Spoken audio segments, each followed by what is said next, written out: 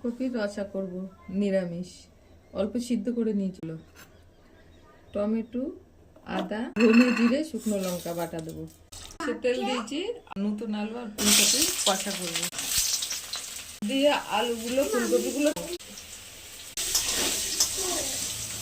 ভেজে ফুলগুলো ভেজে গেছে ঢেলে তেলে করবো। সর্ষে তেল দিয়ে দিলাম, শুকনো লঙ্কা দিলাম,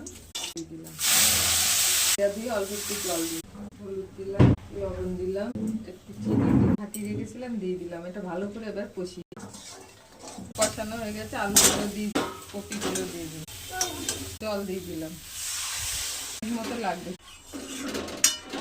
মশলা দিলাম, নতুন আলুর রসা।